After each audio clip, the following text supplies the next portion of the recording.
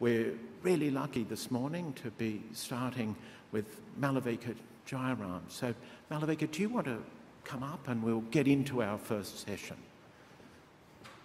Thank you.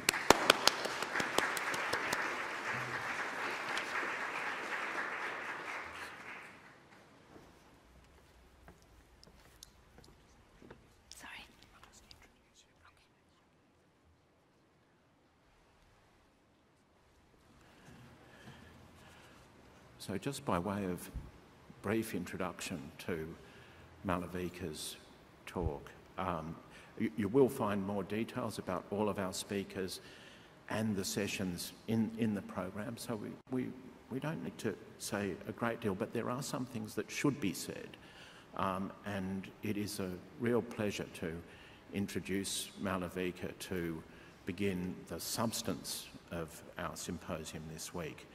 She's the Executive Director of the Digital Asia Hub, and she's also a Faculty Associate of the Berkman Klein Center for Internet and Society at Harvard University. We're very lucky in our centre in ADM+S to have a partnership with the Digital Asia Hub. In the hub, Malavika has created over an extended period of time now, and she has led an extraordinary network of researchers and practitioners engaged with questions such as ours, and in some of the ways that we would like to emulate as a centre, so working across disciplines and sectors in the way I described. She's created a remarkable and expansive space for argument, for research, for creative expression. So as I said, we're delighted to be connected to the hub and to be part of its work, including an exciting new program of events and publications on Platform Futures in Asia, which we will all be extremely interested in. And the first instalment of that work you'll find is in the program for this week. So it's wonderful for us to have Malavika here with us to begin the substance of our symposium with a topic which is central to our concerns and a critical and challenging question. Ungovernable, other, is not a category, or is it? Thanks, Malavika.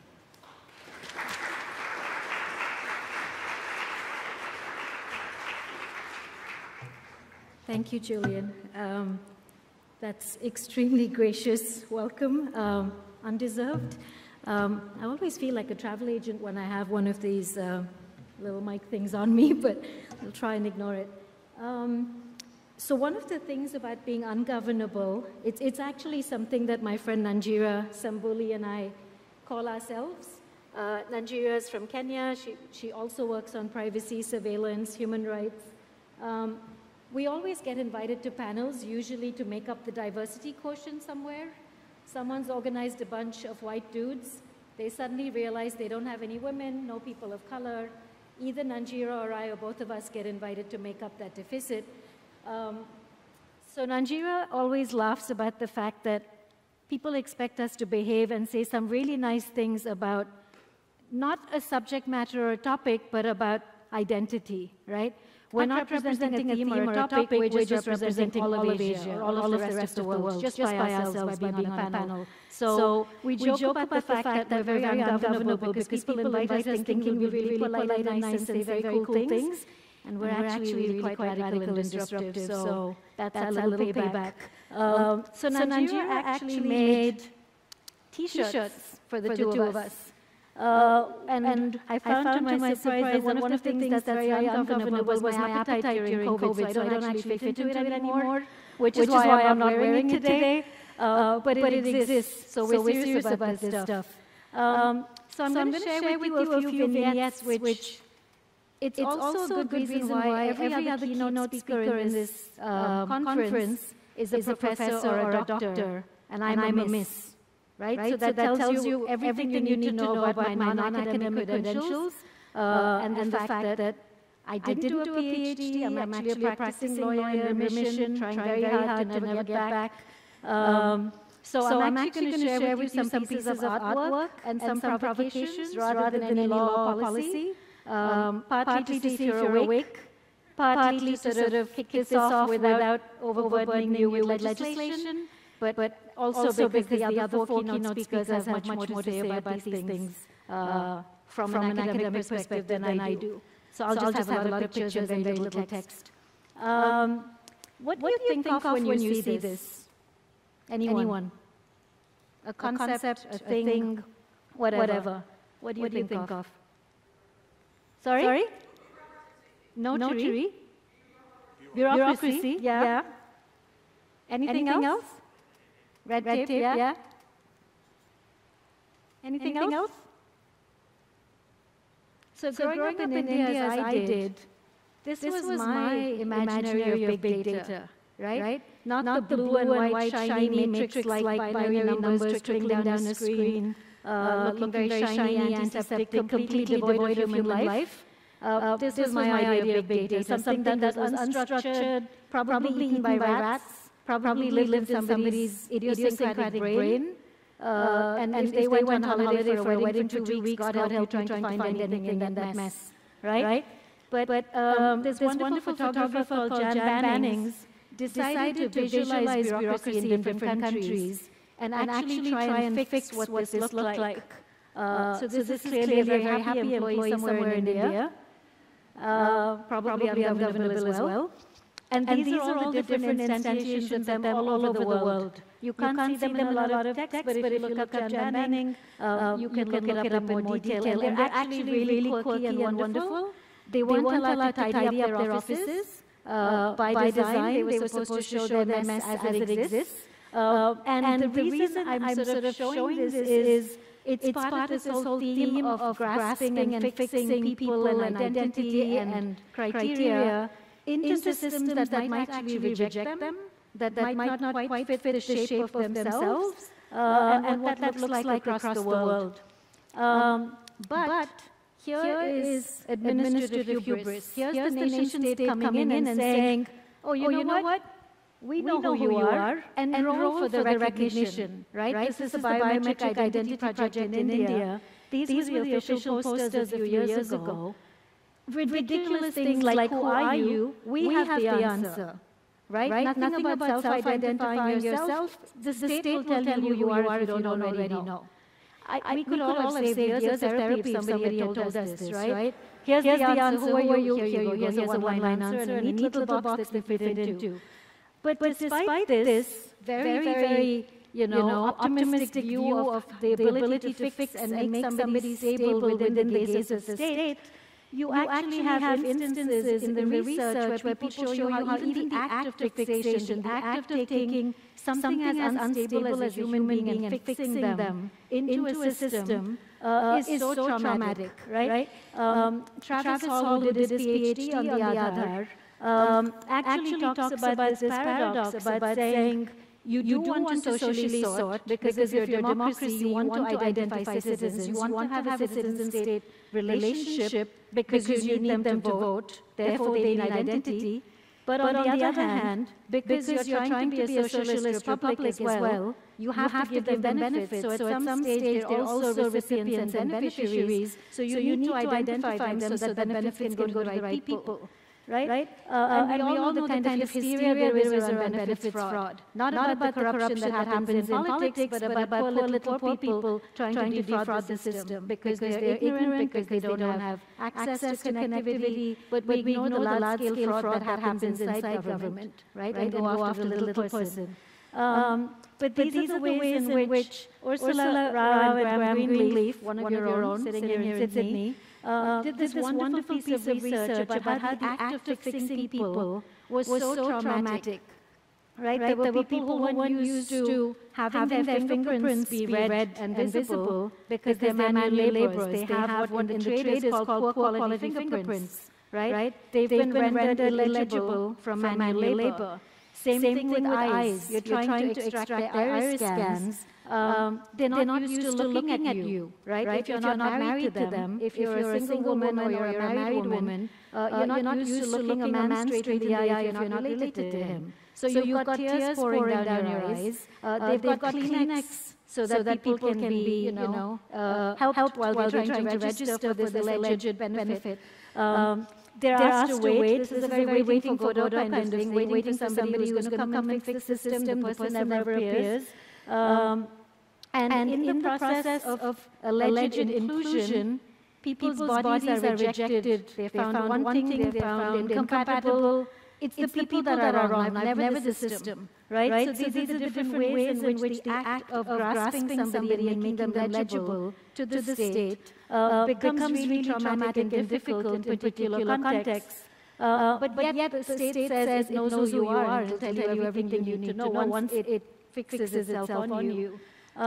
So what are the effects of what I sort of think of as the identity industrial complex, right? With states trying to fix you in their systems. They want you to be legible. You need visibility so that you can access benefits that you're entitled to, otherwise you're excluded. But that makes you vulnerable and precarious in a system where you don't understand the terms, you didn't quite agree to them, you didn't consent. You might have a digital divide in a poor country, which might lead to a privacy divide because you don't know how to enact your rights. There could be all kinds of biases within the system because the data sets weren't representative in the first place, because they were probably created far away by white dudes sitting in Silicon Valley, and then exported to a country near you, and then suddenly miraculously, automatically supposed to work for your context, your skin tone, your iris colors, overnight. So all kinds of embedded biases could actually encode different types of judgment about gender, about sexuality, about caste, about class, all sorts of things. And these kinds of power and information asymmetries, which lead to social sorting of some kind, does that lead to disparate impact? Are particular populations more affected than others? Are they ungovernable in the eyes of the law, in the eyes of socio-technical systems? And Oscar Gandy and other privacy scholars have written about this panoptic sort, trying to socially sort people into neat categories. But when the systems don't work for everyone, you have to ask, is it a panoptic sort of? Ish? Maybe? I might fit into this, but I might be a little fuzzy because my body is non-conforming. Because I refuse to give up particular kinds of data because I don't want to be surveilled and tracked. So is this whole sort of act of fixation a really arbitrary, pointless exercise? So I want to show you a few pieces of artwork which illustrate this a little more. Tara Kelton is an artist who lives in Bangalore, which is where I'm from. She interviewed a whole bunch of Uber drivers in Bangalore. Again, this idea of people living really far away from where the technology is created, and she said, what do you think Uber is like as a company? What do you visualize? What kind of office, what kind of company, what does that look like? And asked them to describe those things. And she went to little local photo studios that use stock images, 3D printed images, and all kinds of really terrible images to try and give a presence to what Uber looks like. You're going to be really shocked when you see these images. Here's one. Because of course that's what an office in Silicon Valley looks like. Here's another. Probably the most exciting complaints and help desk I've ever seen. Also because it's actually populated by humans. This is just the most fabulous imagination. If you think that is what Uber is, like, wow. And I think this is my favorite.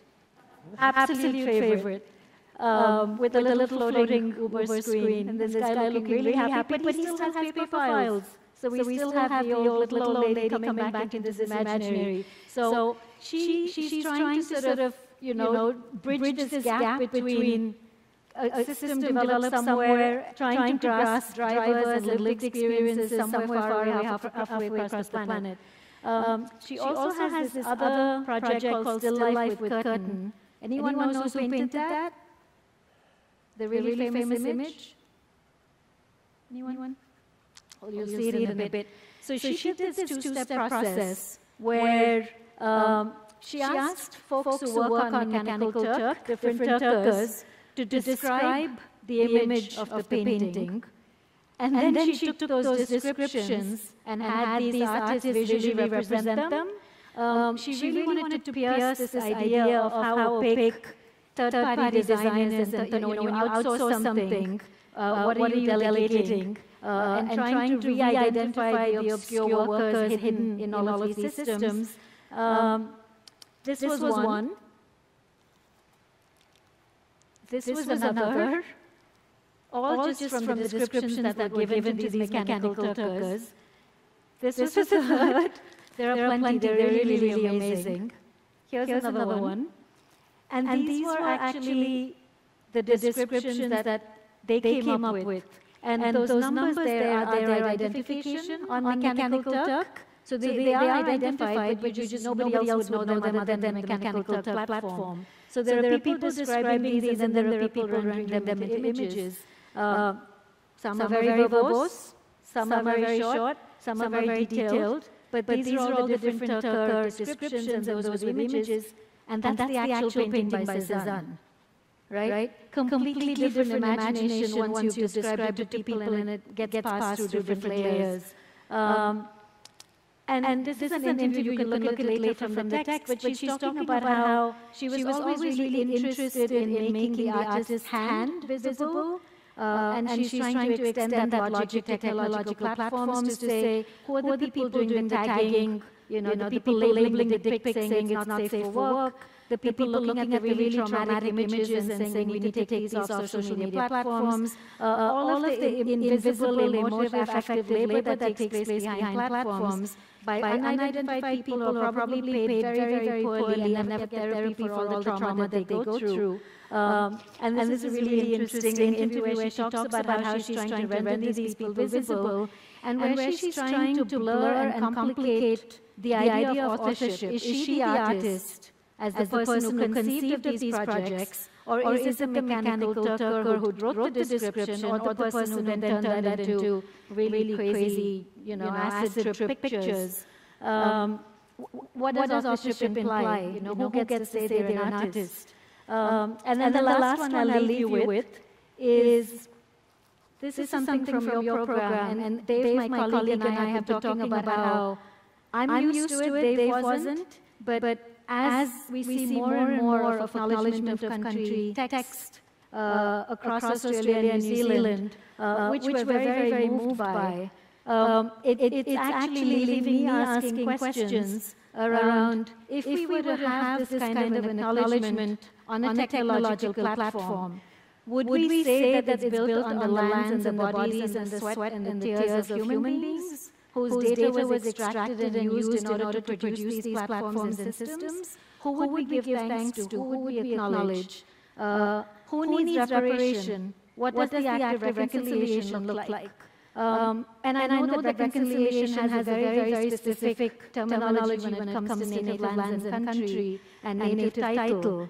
So I'm not going to pretend that I understand enough about it, but I know that in the context in which I hear reconciliation, it's often seen as something pejorative, something that you're settling for, something that you probably weren't entitled to in the first place, and something that is some kind of unholy compromise where nobody's happy and therefore it was probably the right decision. Right? If everybody feels a little worse off, then maybe they're a little better off. But this idea of reconciliation and acknowledgement is something that's really making me rethink my work when it comes to how data gets used and extracted and appropriated from poor people in perfecting systems. It's something like the Indian Biometric Identity Project, where it's tested and beta tested on people in real time to sort out the glitches, the outliers, the people who don't fit within the mean, to then perfect the system to export it back to the Western world once it achieves a reasonable degree of accuracy.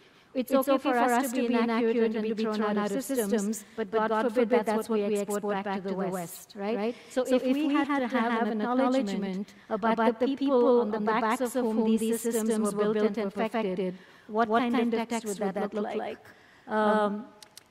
when you think about reconciliation from an accounting perspective, right? It's usually an act of ensuring that two sets of accounts match, right? At a very banal mathematical level, you're balancing your checkbooks, you're balancing your accounts so that two sets of numbers, two records match, right?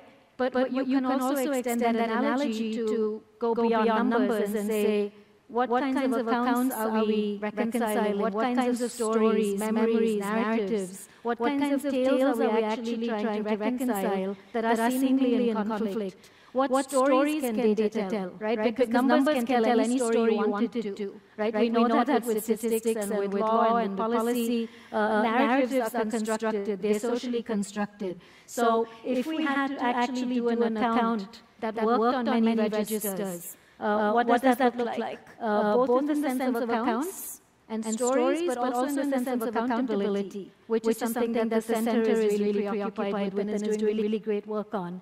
And in the sense of automated decision-making, if we were to learn from the kinds of acknowledgments that you make here in your country, what does intergenerational fairness look like? What does it look like when you're working across generations, across different types of trauma that are inherent in the data that you've just been using and extracting without really thinking about the lived experiences behind those numbers, behind those data sets, which seek to represent people but never quite get it right, therefore ungovernable. So I'll leave you with this last picture, which is from a colleague and friend, Nupur Raval. This is in a book that was done by the Institute of Network Cultures, and that's a book coming back to accounts and Uber and grasping. It's a project that she did, the Hisab Kitab. Hisab is accounts and Kitab is book. So Uber drivers in India still maintain their own accounts because they don't trust Uber's algorithm or mechanical system. And this is their way of saying, this is my truth, these are my numbers, this is my set of categories that make sense to me. I don't really care what Uber does through its God view. Here's the one that I want to use to contest and to negotiate.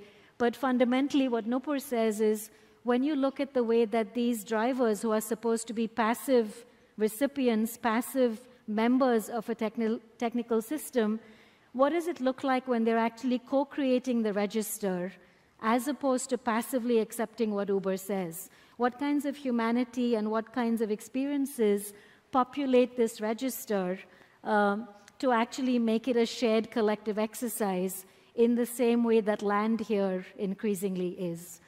So thank you very much, and I'm very happy to answer questions.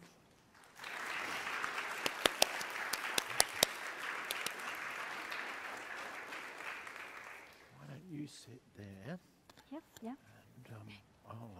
do you want me to sit here? I'll sit here, Okay. so I can see questions from people online. Malavika, thank you so much for an extraordinarily generative and challenging set of questions and images. Bring together so many of the themes of our centre and the symposium. So opening it up to the audience and to everybody online, please, questions and comments. Who wants to jump in? Just looking online. Just give you a minute.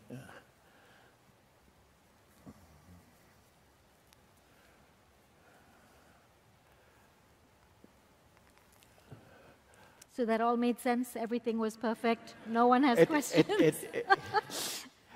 It all made sense. I think that we're thinking through what...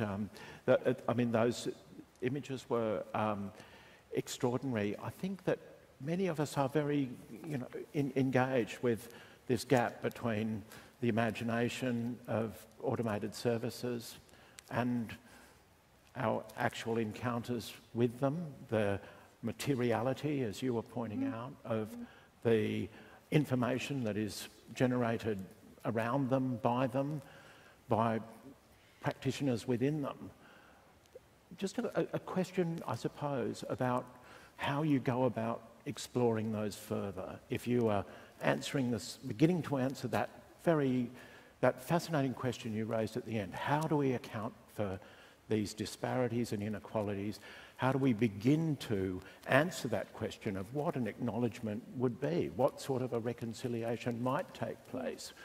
Where would we begin to go, and what sorts of research do you see being done in the spaces you're interested in, which you think is sort of opening up the most productive lines of inquiry?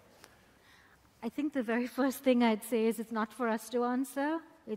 We're not always the we in the who answers this, and I think that's the very first problem. I think most systems, most governments use a very top-down approach. They're not involving the communities that they're supposed to serve. They don't ask them what their needs are.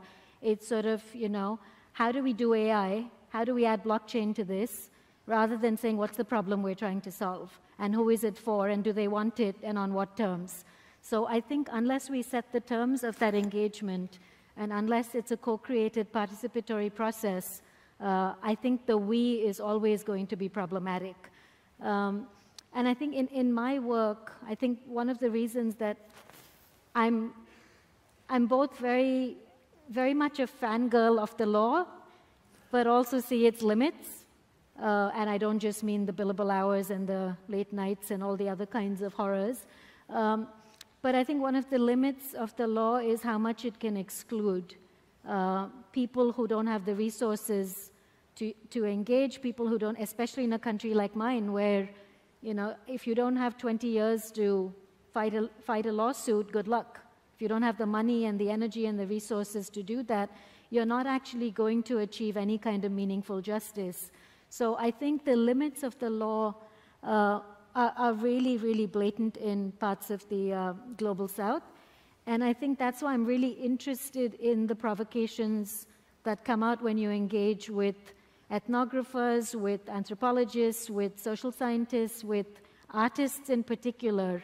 When we first started looking at AI in Asia, we had a professor from one of the very, very fancy technical universities who said, I know all this machine learning stuff, but why do you have an art show? Do I have to show up for this? Is it compulsory? Like, I'm a scientist. I don't need to do this. But I said there was wine, so he showed up. And after a few drinks, he came to me having seen this art exhibition where, we had algorithmic poetry, where we had all sorts of crazy stuff. And he said, all of the sort of machine learning stuff I understand, and I can do that in my sleep, but I've never had to look at a robot, ask me questions about what colors I like, or asking me to write poetry, or trying to guess at my password, or try to make a joke. And he said, that really freaked me out because I've never actually had to engage with the things that I create in quite the same way, and to have it perturb my understanding of things. So I think when interdisciplinary work happens and when people push each other out of comfort zones, I think that's where the really, really creative work begins to happen. Well, I think you're right, and I think we'll see a bit of it this week. Yeah. You've given us a great introduction to its possibilities and potentialities. Question at the Yes, question at the back. PJ, do you want to introduce yourself, please? Thanks very much. I'm PJ. I'm an honorary research fellow at UQ and a member of Services Australia with the federal government. Thanks very much, Malavika. The idea of reconciliation was really fascinating, and I was just sort of trying to wrap my head around it. And I guess many years ago I did some research with Uber drivers in southeast Queensland, and your story about the Uber drivers trying to sort of reconcile their data with the data that Uber collects on them was excellent, because it was just bringing back all these memories. And I guess my question comes back to this question of identity and how the Uber drivers experience their own identity as workers in India, because I know by comparison in southeast Queensland, lots of the drivers I spoke to were doubting themselves. They felt that they kept asking, am I evil? Am I bad for working for Uber? And they had this great self-doubt, even though they really, the work was obviously beneficial for them to support for their family. And I guess my question to you is this sort of a similar questioning of their own identity that was happening in India, I guess? Yeah, I think there is a bit of that, but I think there's also this idea of they've really like drunk the Kool-Aid about you can be your own boss. And I think, again, it's a very relative position. What were you before you were an Uber driver? Did that look worse than what working for a really evil multinational looks like? And I think a lot of them hated being drivers who worked for fleets of cars that were asked to work for, CEOs of companies, work all hours. The idea that they had flexibility to choose how much they worked and when they worked was really appealing. But I think what's happening now, and I'll use reconciling in a different sense, they're now reconciling themselves to the idea that maybe it's not the freedom that they were originally promised, and that the incentives actually drive them into the ground, probably faster than if they did a non-Uber driving role. And I think one of the things that came out in Nupur's research in particular is they're beginning to understand how opaque the system is, where the rules can change on them on a dime, where the incentives they thought they had last week have turned, the targets have changed, the number of rides they need to do have changed. And I think that's part of the reason why they feel they need to keep their own account as a sort of negotiation or a sort of record against what Uber is doing, which they have no control over. So this is their way of sort of getting control back.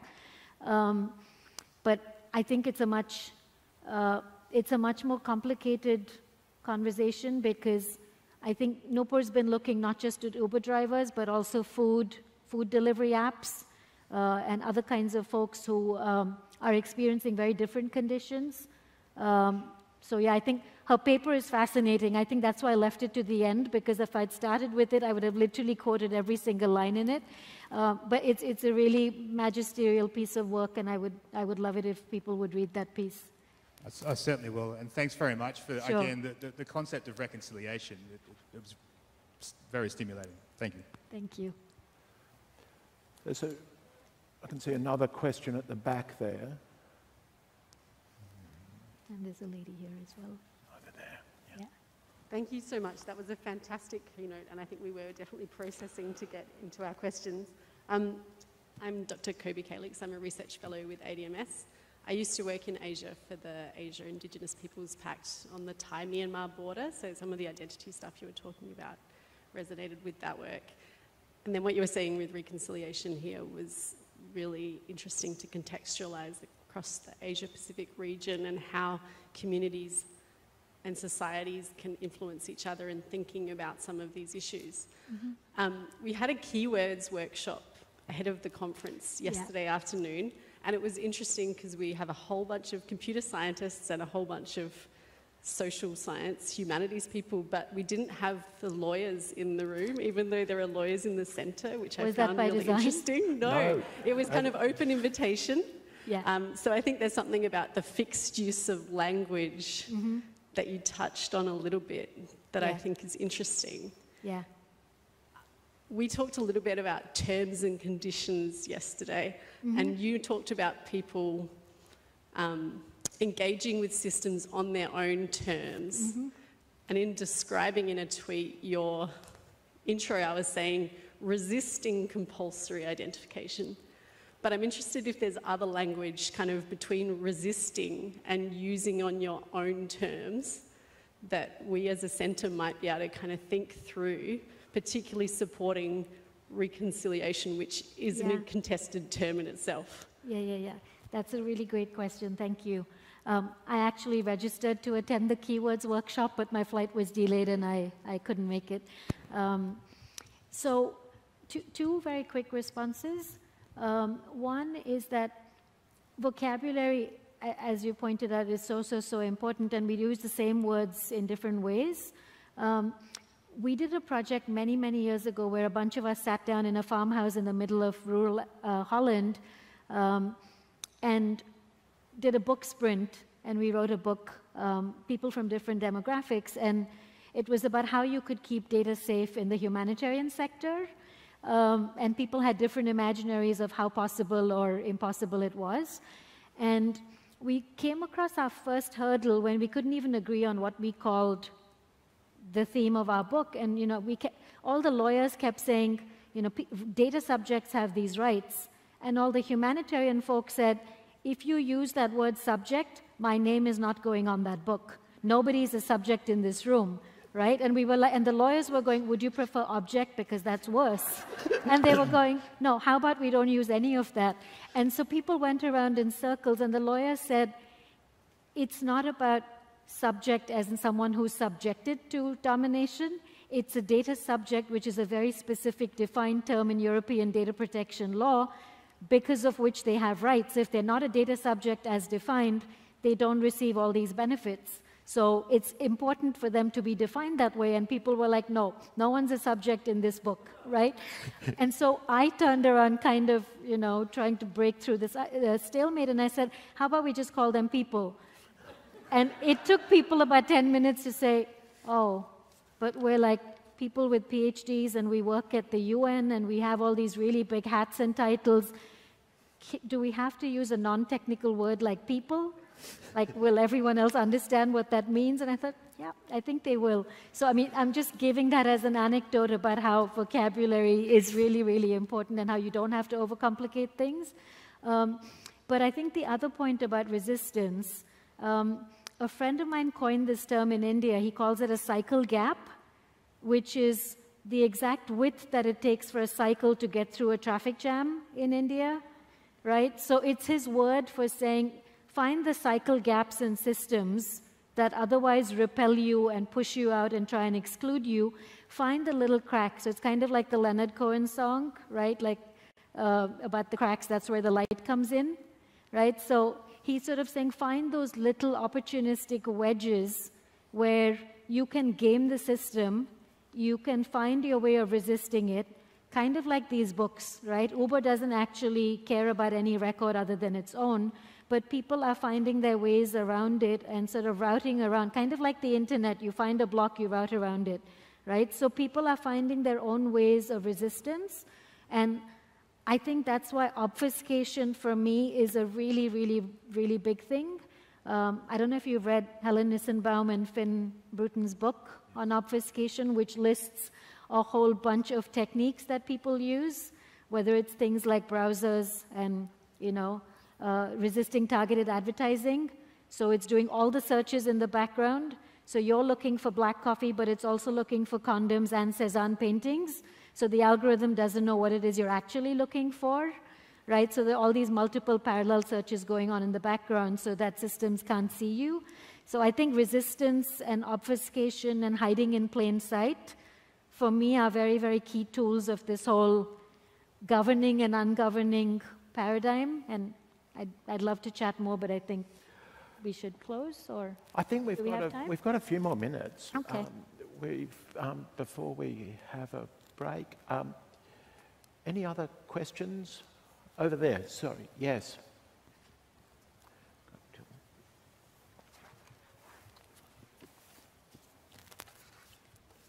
Thank you. That was such a fascinating presentation. My name's Kylie Papalato. I'm a researcher in the School of Law at QUT. My question sort of goes back to the beginning of your talk about ungovernability and the example from the paper about capturing people's fingerprints and stuff like that.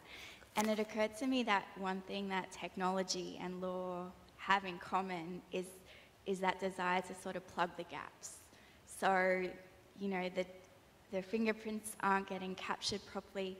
How do we fix that so that they are, rather than looking at the systemic issues that lie underneath? Mm-hmm. And I guess I've been trying to figure out how I want to phrase my question, but I'm curious just to sort of get your views on how to get beyond those sort of plugging the gaps of ungovernability to addressing those bigger problems underneath. Mm-hmm. Yeah. Oh, great question. Thank you. I think one of the problems that we encountered when the system was first rolled out was it was done as an administrative order. It wasn't on the back of legislation. So it was a very ad hoc piece of text that was under a very ad hoc government body, which didn't create any kinds of safeguards or any kinds of guardrails around a project like this, right? And every time activists and academics would critique the system and say, how on earth are you collecting all of this data, which is really sensitive, intimate details? You know, you can, and they were actually using language like, you know, you leave your password at home or you can forget your password, but you always have your eyes, you're not leaving them at home. I mean, and this was very unironic. They actually thought it was a feature, not a bug. And we said, well, how about you just have a piece of legislation which sets out all the terms on which you can use it. People have remedies. There's, you know, all the usual good stuff about data minimization, about, you know, purpose limitation, all the stuff that we know works. What are you scared of that you won't legislate for this before you go and actually collect the data? And the people behind the project would always say, oh, well, that's for you lawyers to do. You activists can solve that. And we'd say, but we're not in government. You are. We can't actually propose a bill and have it accepted by Parliament. So why are the technocrats in government allowing this to happen? And I think it was really one of those projects that was, they waited for it to be too big to fail. So at the point that you kind of paper it over in this sort of, in this state of exception, until you've collected so much data that the government can say, well, we're kind of 88% there. Do you really want us to not collect the other 12? Because we've already spent billions of dollars on this. Do you want us to just throw away this data and waste all that money? So it was really like, you know, big finance saying, it's too big to fail, let's just prop it up and keep going with this. Very, very belatedly, there's privacy, there are attempts to have privacy legislation in India, and I hope that goes some way towards solving this problem. But the data's already out there, it's been breached, it's leaked, there are multiples.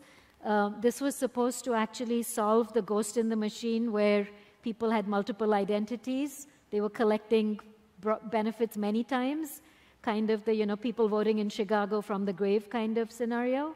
That's already happened. So it's very hard to put that back in the box. But I think the biggest tool that I see is the more you show, I think if you talk about human rights, people don't care. On the sort of Maslow's hierarchy of rights in a developing country, privacy is sort of, it's not even on the pyramid, right? Food, shelter, clothing, education, blah, blah, blah. Basic humanity is way above.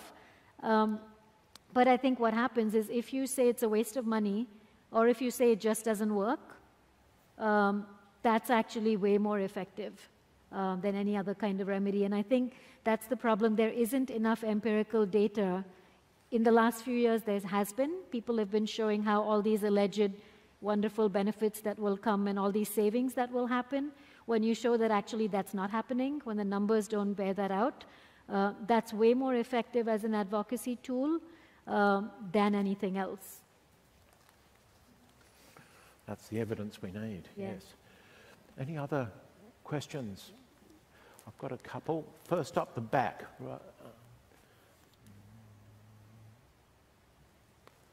Hi, my name is Ashwin. I'm a PhD student at QUT. And a lot of things I could relate to because it's from India and I'm from India. And especially the Uber stories from Uber. I had worked as an IT engineer in India for a long time. I feel like we were the first generation of Uber drivers because we were getting paid a lot more than any other profession at that point. And it was a good opportunity to work on. The difference is like, we never had opportunity to share our stories outside work because that's the data that the company always protects. Like, they don't want how you work in a workplace or what kind of work you do getting out. Like, we can get that data from Uber drivers. So the question is like, if we have access to such data, such stories, will we be able to make more sense of how the technology is being developed? Like, specifically companies like TCS and Infosys who are doing the biometric project or other projects for like other countries. So if we have access to those data and stories, can we make more sense of the systems? That's something I want to think about or ask. Yeah. Sorry, the acoustics here are really bad. I'm not sure I'm hearing everyone's question correct, so I might have answered something very orthogonal to what you're asking. Are you actually asking about stories about people's experiences and how that would help with advocacy or something else? stories of the software engineers and the people working for the technology company. Oh, I see. So the other side of other side, yeah. I see. I think there is some of that, like the Arinderjit Pal at Microsoft Research is doing really great stuff on this, on sort of misinformation and social media in these systems. But I think increasingly there is, but I don't want to use the word Brahminical unnecessarily, but I think there is a sort of caste system when it comes to the hierarchy of people's needs and experiences. I also don't want to romanticize the experience of the lowest in the chain as being something worthy of interest, whereas the middle manager, the technocrat, the engineer is not worthy of interest because they're better off in the chain. So I don't want to do the disaster porn either and advocate that we should only collect half the story and not the other half, which is kind of why I'm saying we need the records and the accounts. But I think the extent to which the technologists are complicit in some of these imaginaries and the extent to which they're pretty uncritical, as long as they're paid well, as long as they're working for well-known companies, as long as it looks good on their, please can I be your friend on LinkedIn kind of scenario. I don't think they're critical in the same way that drivers are. I mean, someone told me many, many years ago that we assume that the weakest and poorest in the chain are the least literate and educated, but if you really want to know what the best mobile plan is, ask a poor person, because they've done all the research on which SIM card is the best, which plan is the best, and they have 16 SIMs so that they can get Spotify on one and Netflix on one and, Cricket News on something else. And so they are gaming the system because it's in their financial interest too. So this idea that they're sort of unsophisticated users of technology is such a stupid idea. And I think in quite the same way, engineers within these companies aren't as critical because they don't need to be, right? Their survival doesn't depend on it. Whereas someone who is relying on that extra ride, people will literally drive past and not pick up the passenger, so they say, I've done this ride, or they make the person get so frustrated that the other person cancels, right? So they're finding these little hacks in a system that is otherwise skewed against them. But someone who's on the side of building the technology is probably, they don't need to exploit gaps because they're not the victims of it. But I think there are all kinds of stories. Kentaro Toyama has written a really great book about it as well.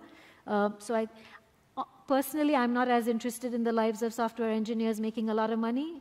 But I think there is something interesting in there as part of the whole supply chain of how these systems are propped up and perpetuated and legitimized. And I think if we're not making these people more critical and questioning, we're also failing in some way as academics and activists. So absolutely fair point. Thank you. Do we have a question at the front? Paul, I think.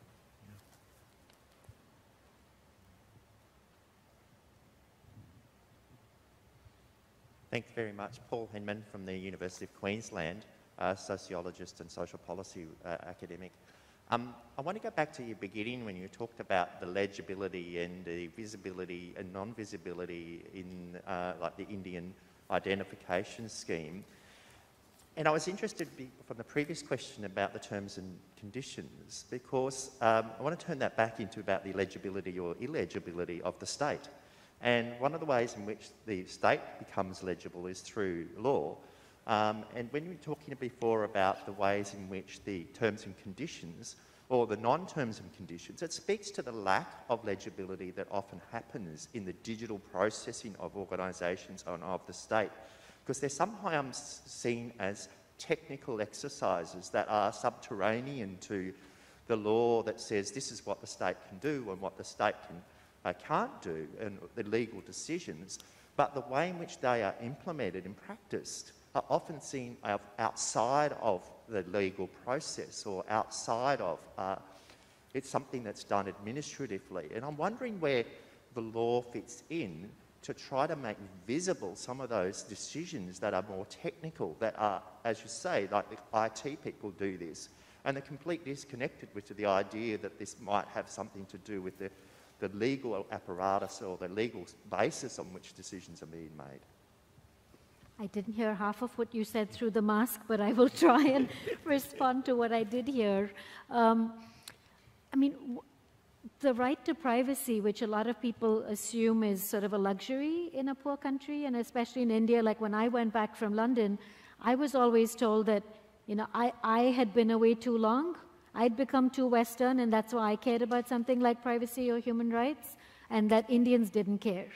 And I thought, what, a billion people don't care about privacy. Like, you can just make a blank statement about everyone. And it was about Asians, about Chinese. It was, you know, we don't care about privacy because we're collective.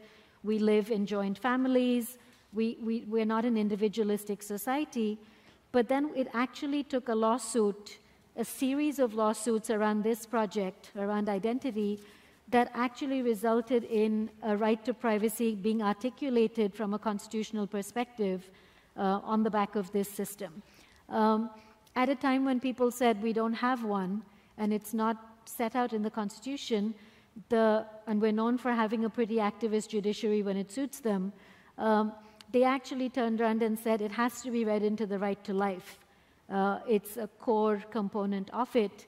And so I think people would sort of say that if you didn't have an egregious project like this, you wouldn't have an articulated right to privacy either, because if people hadn't moved the courts to actually seek benefit and redressal, this right to privacy wouldn't then extend to other contexts and scenarios.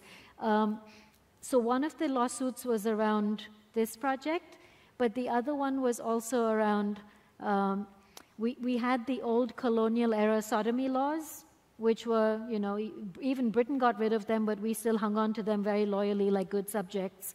And when that law was sought to be repealed, some of the LGBTQ communities and advocacy organizations that were fighting against it also used the privacy argument. So the famous Puttaswamy judgment actually comes out on the back of the Identity Project and on the right to gay sex and therefore gay marriage, and sort of it set out this the space for that. So I think, although I'm sort of saying that the law isn't necessarily the best instrument to enact people's preferences and rights on a daily basis, I think at a systemic and structural level, it's absolutely one of the levers that's been used. And I think in other ways as well, there are a lot of organizations that, for example, are helping with freedom of information requests and data subject access rights, and helping people make those claims against systems, against governments, to find out what data is being held about them. And I think there are a lot of NGOs that are hand-holding people through enforcing those rights. So I think the law is actually very active in this space. I'm not sure if I answered your question, but...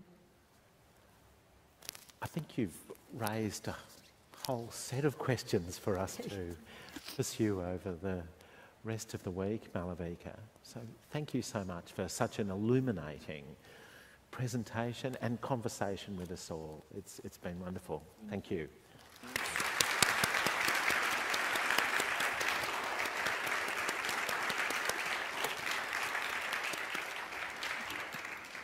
So it's time for a cup of coffee. We'll have some morning tea and recommence shortly. Thanks everybody for coming along and for all of your questions online and in person.